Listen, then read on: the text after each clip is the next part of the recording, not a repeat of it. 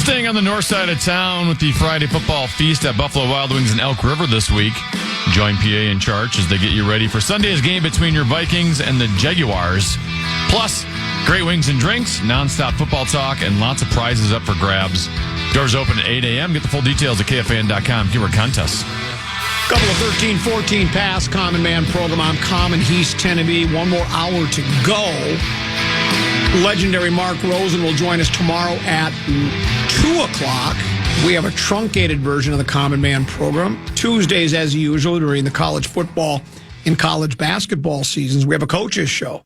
Gophers head football coach P.J. Fleck will be at the Tipsy Steer from noon until 1 tomorrow. Grimm and J.G. will be there as well. Should be interesting. The team is, I've often wondered, when the team is not having a particularly good season like last year, if it's a bit more difficult for the coach to want to show up at the Tipsy Steer and go, I got to talk. He loves the sound of his own voice and he loves talking football and the program and the kids and all that. But, when you're lost 3 or 4 in a row and you're looking at, you're 3-6, it's not a lot of fun. But right now, Tenneby, I would have to imagine it's a lot of fun talking about the football team because they are playing well. When the team's elite, then the show is elite for him as well. I think that's exactly. He's having more of an elite time. Yes, I think that's exactly the way to put it.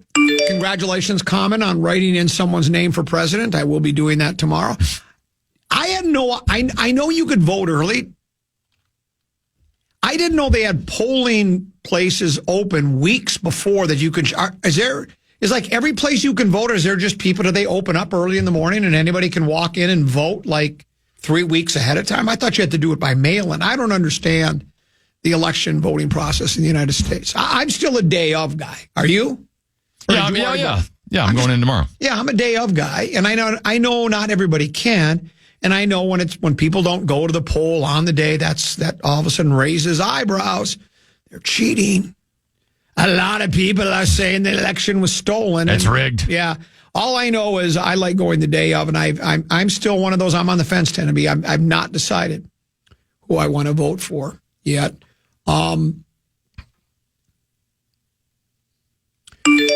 want to congratulate Tenna on having a golf experience. That's not unlike that of a PGA golfer. You did have that a couple of years ago when you posted that wonderful little 74.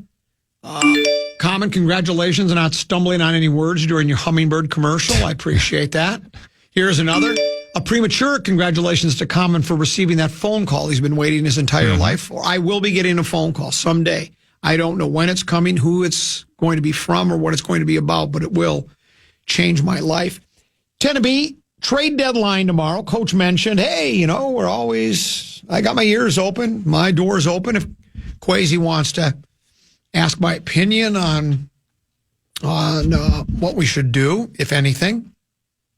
Coach talked about not only considering trade possibilities for the now, but the future. Well, could it help the team down the line? What will dominate the headlines tomorrow? Trade deadline or election? I think trade deadline. NFL always wins, right? Yes, yeah. I think they do. Let me ask you this, Tenneby. If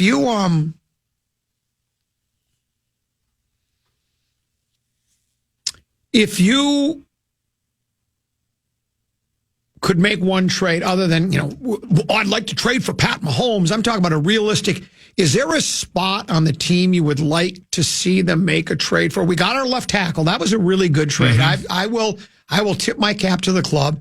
Is the Cam Robinson as good as Christian Darrisaw? I don't know. I don't think he is, just because Darrisaw is considered one of the top left tackles. But the Robinson guy was solid yesterday. He's certainly it's a sigh of relief if you're a Vikings fan, I think, because if they weren't able to get somebody, maybe what we had in the stable, we could have figured something out. But obviously the team didn't think we could go forward this season without adding to it. So that's a real nice trade.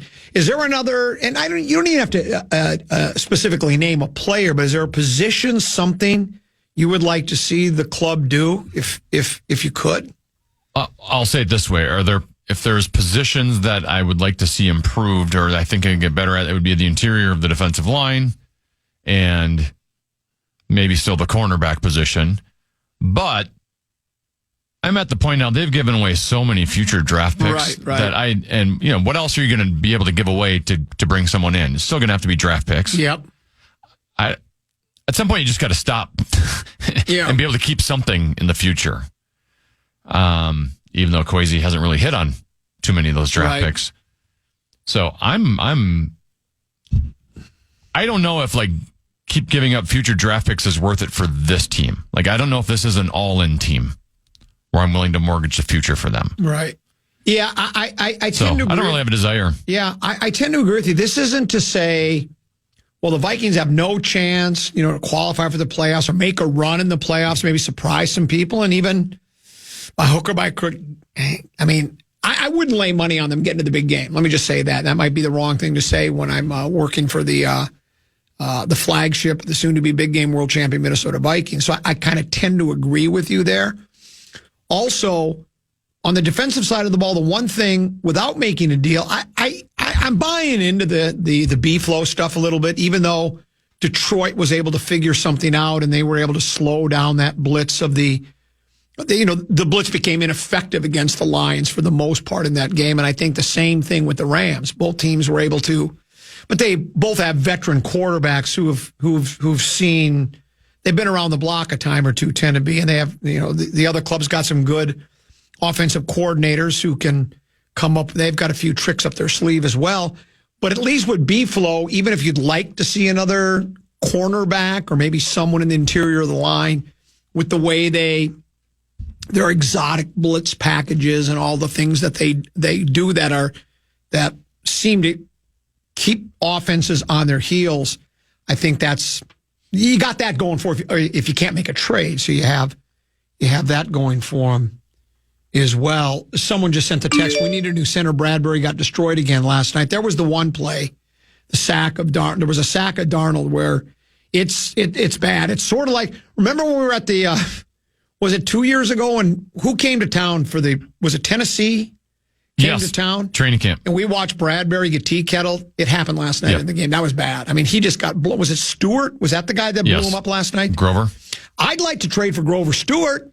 I wouldn't mind having him on the club. Can I defend Bradbury a little bit on that one? Sure, go ahead. If you do watch the replay, after he snaps the ball, and maybe this is still on Bradbury, but after he snaps the ball, he steps on Ingram's foot. Oh, okay. So his right foot was on Ingram's foot. I'm guessing that's going to affect your ability to block a guy who's 300 plus pounds. Well, there you go.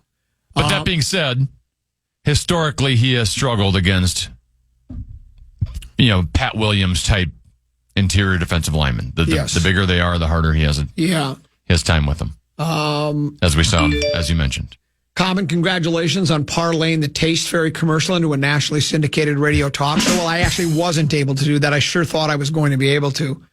But I didn't. Here's another one. Congratulations on turning the Twins fan base against the owners. We couldn't have done it without you. Cy Brandt. And you know what? I've been given credit for that. Yes. Pollad Pocket Protectors have publicly said that I have a lot to do with the Twins deciding to at least explore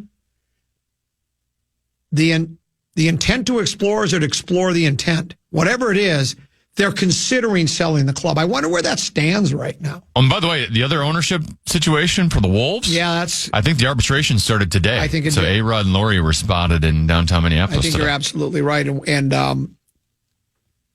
again, I have no idea. I don't think anybody does exactly where that's headed, but I guess there's some. Maybe if A-Rod and Laurie, if it doesn't work out with the Wolves, they can just pivot to the Twins. There have been people that have suggested He's that. a baseball guy. I don't know if I don't know. Do they? I don't know if they got the money. I really don't think they have it. I mean, I know they had money to give to Glenn, but can they get that money back now? They'd have to sell off their shares. Yeah, again, right. Yeah. So I don't know. But they would make money on those shares, I would assume. Yeah, you would think. I just don't know if I don't know what ownership. I have no idea who I'd like to see buy the Twins. I would just hope here's what I do hope. I hope it's somebody that's interested in investing in the team a little bit, occasionally saying, hey, we would like to we like the the foundation of our team. We think we've got a chance here to maybe, heaven forbid, not only qualify for the playoffs, but maybe win a series or two and maybe get to the World Series. We just feel like our window's open right now. It's all I ask for out of a new ownership group. They don't have to do it every year, but occasionally when that age of Aquarius is hovering over us, maybe they could do that. Let's take a break, come back. Then I teased the segment that I didn't do this segment. We'll do it next segment, if that makes any sense. Going into the break, before the next segment, you've got a keyword. Yeah, the fan and two men in a junk truck want to give you a shot to put $1,000 in your hand with their national cash contest. Just enter the keyword bank at KFAN.com now for your shot at winning. That keyword is bank. Enter now at KFAN.com.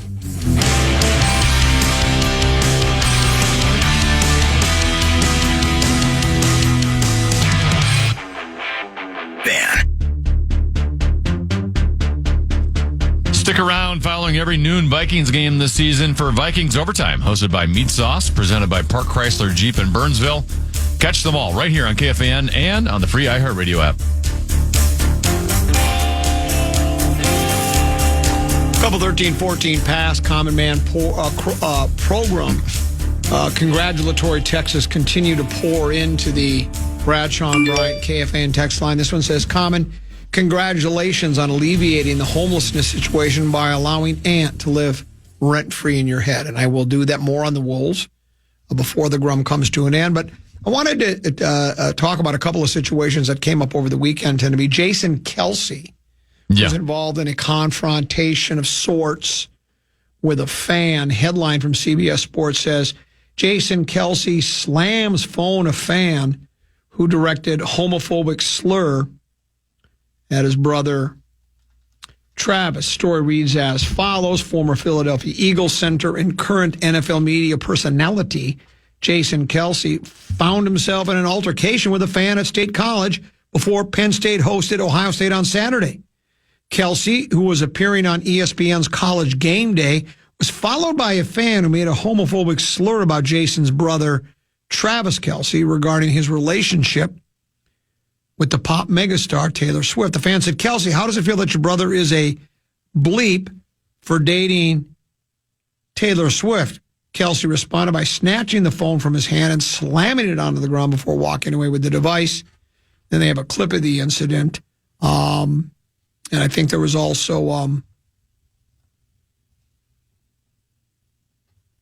the ordeal continued as another video showed Kelce confronting the fan after smashing the phone, turning around and getting face-to-face.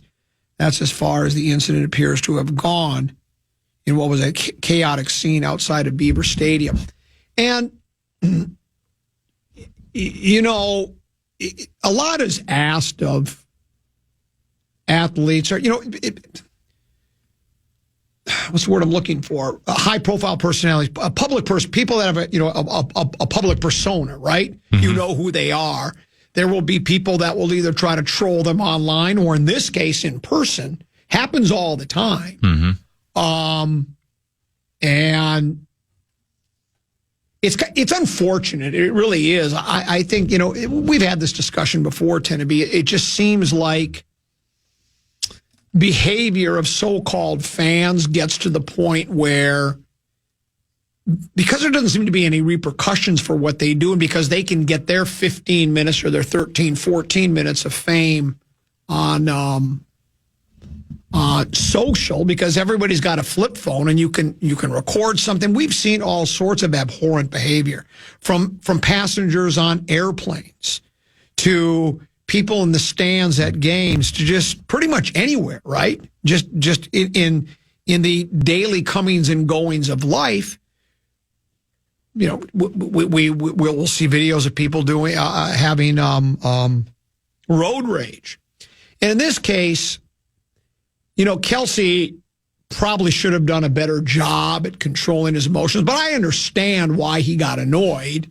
Mm-hmm. And sometimes these guys are human too, so I give him a pass, right? I mean, it's like, and should I give him a pass? You don't know how many times this has happened to him without him reacting either, right? Like, it could be a buildup. Yeah, and so I don't understand the mindset of a fan. There was also one Well, and the fan sitting there recording it while he's saying it. So he's trying to get him going. He's trying to troll him. That's exactly He's probably trying to create a viral moment that he can send out on that is correct. TikTok and Instagram and Twitter. That's exactly what he's trying to do. There was another one over the weekend in which Penn State lost to Ohio State at Happy Valley, number 3 against number 4. Big Big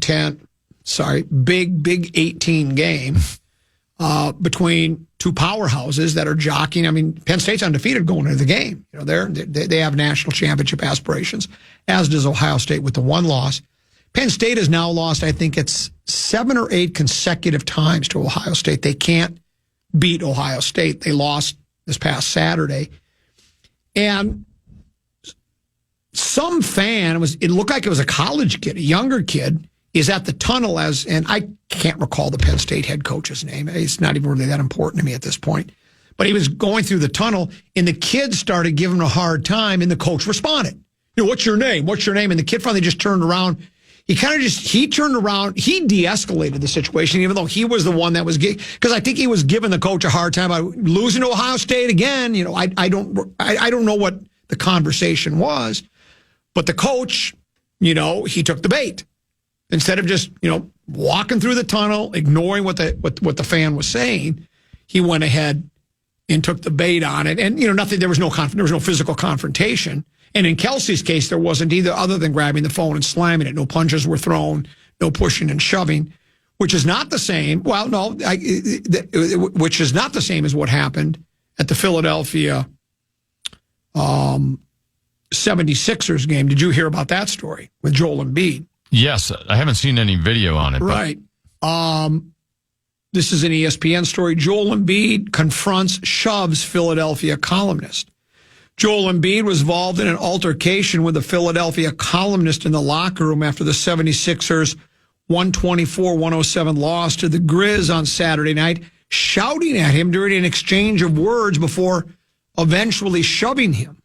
An NBA spokesman said in a statement, "We are aware of reports of an incident in the Sixers locker room and are commencing an investigation." Now, maybe I should have checked my handheld, which doubles as. Have you seen anything today, Tenneby? No. About this story? Embiid took issue with a recent column by Philadelphia Inquirer columnist Marcus Hayes. In it, Hayes mentioned Embiid's son and late brother, both named Arthur, while questioning Embiid's professionalism and effort to stay in shape. As reporters entered the locker room to talk to players, Embiid stood and confronted Hayes. Embiid said to Hayes, "The next time you bring up my dead brother and my son again, you're going to see what I'm going to do to you, and I'm going to have to live with my consequences." I think that's deserving of a... Embiid continued with several instances of profanity. Hayes offered an apology, which Embiid did not want. "That's not the bleeping first time," Embiid said. Embiid later said he doesn't care what reporters say, but you do, Hayes answered. Embiid appeared to raise his voice at that point and not long afterward pushed Hayes on the shoulder while the team's public relations chief got between them. Another team official moved Tyrese Maxey's interview to the hallway outside the locker room to try to clear reporters from the locker room. At the same time, a team security person asked reporters not to report on what happened. Yeah. Embiid yelled over the security guard, "They can do whatever they want. I don't give a bleep." Sixers president of basketball operations, Daryl Morey, told ESPN's Tim Bontemps that the team was aware of the incident. They're investigating. Embiid didn't play in Saturday's contest, the 5th consecutive game he sat out to begin the season because of a left knee injury. He's managing a left knee injury. Both he and Paul George, who sustained a bone bruise in his left knee, was stepping away awkwardly in a preseason game, have yet to play for the 1-4 76ers. Speaking to reporters Friday after practice at the team's facility for the first time in a few weeks, Embiid expressed frustration with the concept that he doesn't want to play. "Everybody's been on the same page," Embiid said of his recovery plan. "If your body doesn't react well, and if your body tells you one thing, I've done it. From what I can tell you, I've broken my face twice. I came back early with the risk of losing my vision. I've broken fingers. I still came back. When I see people say he doesn't want to play, I've done way too much for this city, putting myself at risk for people to be saying that. He brought up his late brother and son because his late brother was killed in a car crash. I think he was 13 years old. So he named his son after his brother, Arthur. And part of the column, I guess, and I read in another story that paragraph from the column was later removed on online editions, where he said was, and after saying he was going to, I don't know, dedicate himself to this or that or the other thing. So, I didn't feel like there was a need to bring up his late brother and his son, but he didn't. Apparently that annoyed him. I think I also saw numbers, and I can understand why they'd be frustrated. The column was, I didn't read it, but I saw excerpts of it where he basically, Hayes, the columnist, was adding up all the games he's missed and how much, you're paying for a ticket and you've been cheated out of this percentage of your ticket price and that and the other thing. I've also seen in Embiid's, what is he? How long has he been in the league now? 7, 8, 9 years, whatever it is. I don't even think he's played 50% of the ball games. And again, I don't think he doesn't want to play. Some guys are injury riddled. We've seen it in this town. We've seen all sorts of guys that just... We know it well. We know it well from all sorts of people. Byron Buxton, et cetera, people that can't play. But I want to talk about the relationship between media and players on the other side of the break as well. We'll talk about that and other topics as well here on the Common Man program on the Fan.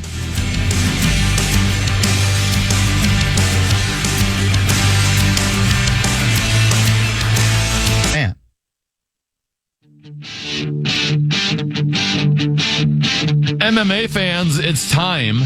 Join Max Fuller and Robbie Rosenhaus on November 16th for a UFC 309 watch party at the Ballpark Twin Cities in Blaine. They'll be hanging out starting at 7 p.m. through the main card with tons of prizes, including a big screen TV up for grabs, plus great drinks, scratch-made food, and batting cages all available. Get the full details now at KFAN.com. Keyword calendar.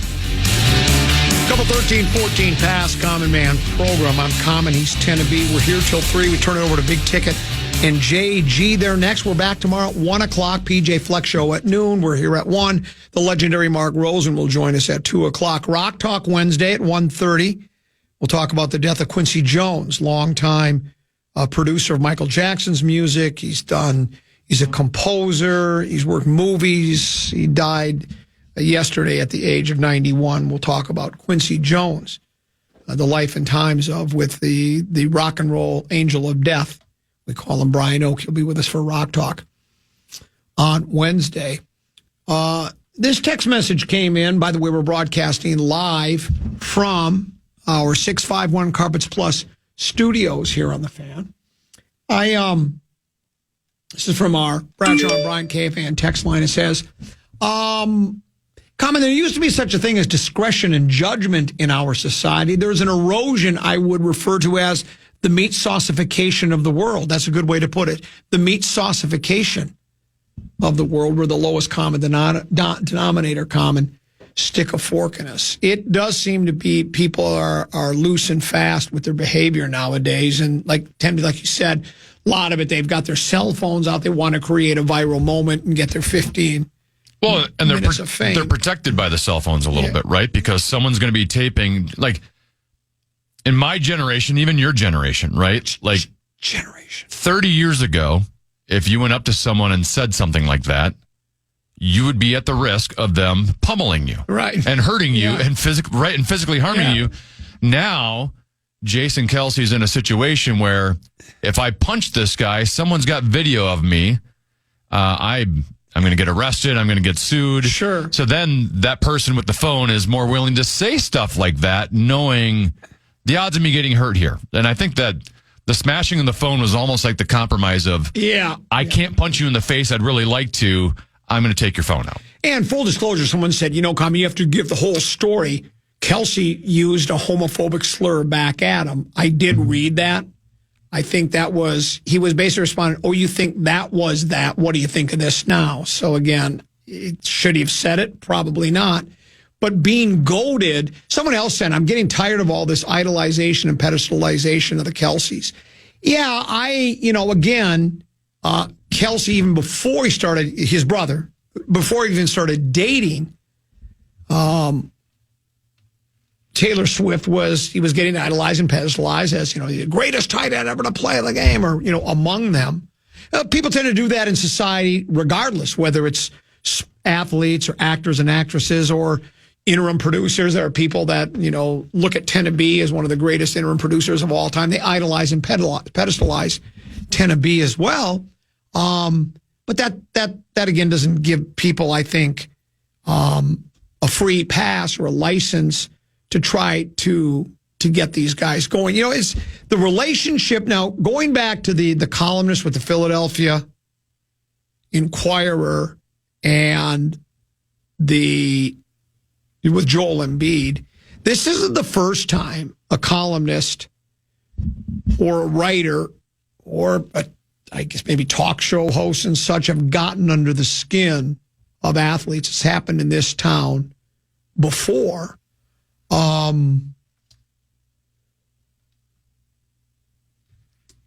remember it was Jerry Burns, former Vikings coach, was on with Big Ticket. I think it might have been back in the Chad Burrow days. And I don't think Chad was on the show that day. It was, I think it might have just been Big Ticket. But Barrera was still writing for Fish Wrap Factory West Side as a columnist. And I can't remember exactly how Burns got into it. He was talking about, well, I understand, Dan, both sides of the river have to have a ripper. Each newspaper's got a guy that rips, right? Yeah. And it's true. And it's true in every city. There's somebody that's always going to be the guy that sort of is negative, snarling, backbiting, and will go after the club when they don't perform well, take cheap shots. Heck, it happens on radio all the time. We're certainly not the only show that does it. We'll have, how many times will we talk about that? Coming off of John Madden and the chairs bit, you and I will talk about the Vikings defense look like chairs. I don't know if there's any Viking players that would listen to that and take umbrage with it. I think most of them don't even bother, right? Well, there was the time, again, we've played the soundbite a million times. I never called out A.J. Brzezinski personally that I remember. I just remember, riding the Twins during that year. They finally qualified for the playoffs, and I was negative about the team. I said they weren't going to make it. They're not any good. Then they qualified, and we've played the soundbite. When Rosen approached him in the locker room when they're spraying champagne, first thing he says, I just want to say, Dan Cole, you doubted us, but now we're here. So a whole lot of character. I just want to say, you doubted us, but now we're here. So there are media members that get under the skin of players. People do it here on the Bradshaw and Bryant KFAN text line. Remember the caller earlier that was defending Darnold and said that he was pointing out the quarterback rating? Yep. And he tried to get us going. He sent a couple more texts about calling us clowns and stick to this or that. You're not going to get me going. It's not working.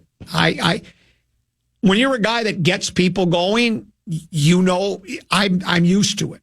I get people going. You're not going to get. I find it amusing. And the intro of the show says it's the clown from Brown. You already know you're a clown. Yeah. That's not going to hurt your feelings. It's not going to hurt my feelings at all. And are there certain media members that go over the top, I think, just to build their own brand? Oh, I don't think there's any question about that. Who just called out Stephen A. Smith? There's an athlete that did? Oh, yeah, just over the weekend. I saw the story. I should admit this working at the All Sports Station, but I just skimmed the story. Someone called him a clown. Said, I don't care what who was it? I don't recall now, but somebody, I think it was an NBA player. It was Durantula. Durantula called him out because Durantula has been called by some, I guess Barkley did this too. They're saying he's not a leader. He doesn't have leadership qualities. He's a follower. And then, as he pointed out, or somebody in the column or the piece that they were writing is back in his days with Oklahoma City, that they always said that's what he was. He was a leader. Now, you go to another team, you go to Phoenix, There's a lot of, what do they call them, alpha males, and there's a lot of leaders on that team, right? So you got to kind of blend in. You're the new guy in town. I'm not even suggesting. Well, he did that when he went to Golden State. Yeah, and that's a Golden State. And, for me, the other thing is, and I think Durantula said this because he was responding to Stephen A. Smith, and he basically says, you're not in the locker room. You're not in the film room. You're just watching the game by courtside and on TV and making these observations, which is true. Yeah. That doesn't mean you can't watch a guy perform and see if you think he's showing. But Stephen A. Smith doesn't need to attract any more attention to himself. His brand is as strong as any brand in sports media, right? But that's how these guys make their brand. They get very controversial. They get demonstrative. They go after guys.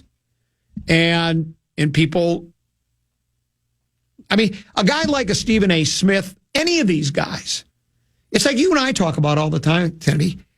I don't think you or I really, we discuss sports. We discuss the wins and the losses, the comings and goings. We'll praise a team. We'll rip a team. Whatever. Both of us, I don't think, live and die by it. And we don't get so divided. But I think a lot of these guys, like the Stephen A. Smith, I think they work up.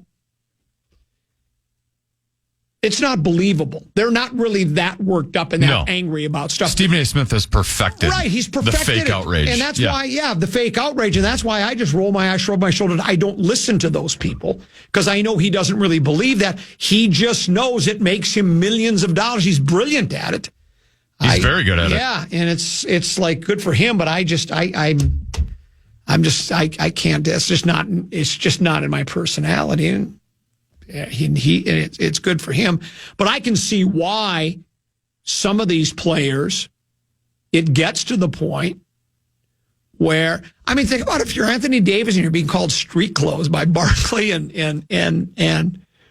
that is really good. Shaq. It's really good. But if you're, I'd be annoyed if I was him. Yeah, if you're him, you're annoyed. But you just, after a while, you just have to let it roll off your back. Is what you have to do. I mean, it's anyway. The relationship between, I think it's just better when the player just lets it roll off their back. Like, I mean, obviously it got to the point where Durantula was asked about it, and he came out and spoke out about it. But I'd never heard anything up to that point. So I think he did a pretty good job of keeping it to himself, unless I've missed something else along the line. I'm sure they get annoyed with always having to be the bigger person. Yeah, exactly. Now, they have millions of reasons to always be the bigger person, but still. It isn't necessarily fair. Vikings win. They beat Sunday Night Football. They beat the Colts last night, 21-13 is the final. Head coach of the soon-to-be big game world champion Minnesota Vikings, Kevin O'Connell, had his news conference. He was late. It shouldn't come as a shock to anybody. But he talked about the place kicker and the long snapper. Both have injuries. There's a quad injury for the kicker. He missed 2 kicks last. It was evident he was in pain last night. And by the way, they're starting to drag up. Apparently, he had some quad issues at Alabama. So this might be he had a severe quad injury in Alabama. I did not know that. So this might not just be this just popped up out of nowhere kind of thing. Okay. And then apparently the long snapper, and I can't pronounce his name. DePaula. He had a hand injury of some sort. Did he get stepped on or something? But he had a hand injury. Not an ideal injury for a long snapper. Right. And the way, if I heard O'Connell right, they don't think it's anything going to be long-term serious, but they don't think he plays this week. He has to have did he call it a procedure? Done? I think that's the word of you, whether that means operation. I don't know. But he's got an issue with his hand in the kicker. So it sounds like they're going to be bringing a long snapper into the building. And they're going to be bringing a kicker in. Yeah, DePaula will need surgery per Kevin O'Connell, likely short-term IR. Okay, short-term IR. And then with the kicker, that doesn't look like something that's going to magically... Reichard tore his quad and his kicking leg while at Alabama in 2019. Okay. And the way he was kicking last night, Tenneby, that doesn't look like it's something that's just going to clear up in 1 week off, right? It doesn't look like it. Maybe, I don't know. I think we're going to have at least temporarily a new kicker and a new long snapper this week. Which again, I don't know. It's kind of nice that Jacksonville, are they 2 and what's their? They're not very good. And again, on any given Sunday, I get it, blah, blah, blah. But, if you're looking at games in which... They're 2-7. Yeah, 2-7. And then the Titans are... 2-6. 2-6, and that's the following week. And then who do we have? At Chicago. At Chicago. Which is always a dicey place to play. So, but they haven't looked as good. So these next two games, hopefully it shouldn't... You would hope it doesn't come down to a place kick, right? You would hope you get on... These teams... The way our defense has been playing for most of the year, I think we should have some success slowing down the Titans in Jacksonville. And then maybe it won't need to come down to a kicker. I want to go back to the Packers game. It was simply... Delicious. Do you think that... I think maybe I overrated the Packers a little bit. And again, I'm not just basing it on just Jordan this Love one healthy? game. Well, that's another thing. Yeah, it doesn't look like he's 100%. He's got some kind of a groin issue. And I will say what, and I said at the beginning of the year, people have overrated their wide receiver group, right? Like, because they were all young, they were all first and second year players last year. People are acting like this is just some wide receiver room that's just going to be emerging as one of the best in football. There was even one Green Bay media member who said Christian Watson is a better athlete than Justin Jefferson. Yeah. And now they are, I think they're fourth in the NFL in drops. Yeah. So they fall to 6-3. Yes. Vikes 6-2. Yep. Kitties 7-1. Kitties have a they've got a bye week this week. Who do they got? Maybe I shouldn't do that. Maybe I'm jinxing that. Well, they've already had their bye. No, but I just meant the team they're playing. Like bye week. Who are they playing? I think they got bye week. They're at Houston. Oh, that's not a bye week. No. But Houston doesn't seem to be quite as, as good as... It depends if Nico Collins is back. But their top two wide receivers are out, so they are not very explosive right now. Then who do the Kitties have after? I think maybe it's the week after they got bye. Well, then you have home to Jacksonville, at Indianapolis, then versus Chicago. So very similar stretch to what the Vikings are doing. Correct. Timmy, I'm going to ask you to look in your crystal ball. The final stretch, though, for the Lions, you got Green Bay at home, Buffalo at home, at Chicago, at San Francisco, and then Vikings at home. That's not an easy five-game stretch. No, they've got a tough closing schedule. But you know what? If you're looking for the Lions, you won't have to look far. Open your front door and they'll be on your porch. It's possible it could come down to week 18, Tennessee, at the litter box. Vikings versus the Kids. I would love nothing better than that. Let's have it go right down to the wire, right? That would be great. I think the Vikings fans would love that. They'd flex that game to Sunday night immediately, right? Mm-hmm. If it's for the division title, that'll be a flexed game. So, it'll be interesting. So, Vikings host... I'm sorry. No, we are at Jacksonville. We're at Jacksonville, then we host Titans, right? No, at Tennessee. We have 3 road games in a row here. At Jacksonville, at Tennessee, at Chicago. Okay. Your wild play? They got the Los Angeles Kings tomorrow night. That'll end their 3-game homestand, which they've won the first 2. Very, very good. And I don't remember who the Wolves play either. I know Wolves play tonight, I believe. Yeah, I think they do. And we'll see which Wolves team shows up. They got Charlotte tonight. Charlotte is who they've got. Tenby, thanks for having me today. Hey, great job. Yeah, I thought so as well. We did a good job. Congratulations, Tenby, on a really good job today. I appreciate that. We're back tomorrow at 1 o'clock. Congratulations on just getting through the show. Yeah, and I didn't think we were going to make it. Let's PJ Flex show tomorrow at noon. We're here at 1. Rosen joins us at 2. Big Ticket JGR next. Thanks for sharing part of your day with us. Enjoy the rest of it, and we'll see you tomorrow at 1. And good night, folks. And good night, Mrs. Calabash. Wherever you are. Good morning, good afternoon, and good night, Minnesota! Listen back to any of Common Man's programs by podcasting on the iHeartRadio app or KFAN.com.